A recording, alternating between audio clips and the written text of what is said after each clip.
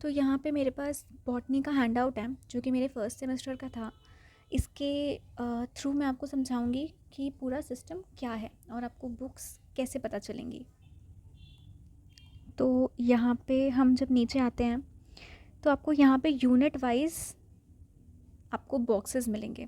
ठीक है, जैसे यूनिट 1 हो गया, यहाँ पे हमारा यूनिट 2 है, ऐसे यूनिट 3, यूनिट 4, यूनिट 5। बट आप एक चीज़ यहाँ पे देखेंगे तो यहाँ पे आपको सबसे पहले दिया गया है कि उसके नंबर ऑफ़ लेक्चर्स कितने हैं, कि वो टॉपिक जो भी आपका ये टॉपिक है ये कितने लेक्चर्स में कवर होगा। नेक्स्ट आपको यहाँ पे दिया गया है text book and reference book. ठीक है, अब ये क्या है ये मैं आपको बताती हूँ। यहाँ पे अब जब आप नीचे आओगे ये हर हैंड आउट में दिया होता है। यहाँ पे लिखा है text book and reference book. ये वो बुक्स हैं जो कि आपके टीचर्स फॉलो करेंगे आपको पढ़ाने के लिए, और ये सेम बुक्स आपकी लाइब्रेरी में आपके लिए अवेलेबल होंगी। T1, T2, T3, T4, T5 और यहाँ पे लिखा है एक R1। ओके, अब आप यहाँ पे यहीं पे आप अगर नज़र डालें तो आपको पता चलेगा कि ये जो हमारा टॉपिक है ये हमारी T3 चैप्टर 13 से लिया गया है। तो T3 हमारा यहाँ पे वीरबाला रस्तोगी है। ठीक है, वीरबाला रस्तोगी है ऑथर का नेम है, और फंडामेंटल्स ऑफ मॉलिक्यूलर बायोलॉजी ये हमारी बुक का नाम है। ठीक है, तो ये इस बुक से इसके इस चैप्टर से यानी कि T3 के चैप्टर नंबर 13 से लिया गया है। पेज नंबर भी यहाँ पे मेंशन है अगर आप ध्यान से देखें तो इस तरीके से आपके पूरे हैंडआउट में आपके टीचर्स क्या पढ़ा रहे हैं, कौन सी बुक से पढ़ा रहे हैं, कौन से पेज नंबर से पढ़ा रहे हैं, वो सब कुछ मेंशन होता है। और अगर आप यहाँ पे नीचे आओ तो आपको यहाँ पे कुछ अलग से सजेस्टेड बुक्स भी मिल जाती हैं। ये सारी वो बुक्स होती है कि बाई चांस चलो ये सारी बुक्स अवेलेबल नहीं हुई आपकी टेक्स्ट बुक और रेफरेंस बुक, तो आप इन ये बाकी सारी बुक्स से भी वो टॉपिक्स, तो अब इतनी मेहनत तो खुद करनी पड़ेगी ना, वो आपको खुद ढूंढ के आप उससे पढ़ सकते हो। ठीक है, ये बाकी सारे ही कोर्सेज़ के लिए जितनी भी स्ट्रीम्स हैं बाकी सारी सब के लिए सेम ही हैं। ठीक है, और यहाँ पे हम लोगों को सजेस्टेड ई रिसोर्सेज भी मिल जाते हैं, यानी कि आपकी इसमें वीडियोस होंगी, ग्राफिक्स होंगे, उनके थ्रू आपको समझाया जाएगा कि आपका पर्टिकुलर टॉपिक क्या है। ठीक है,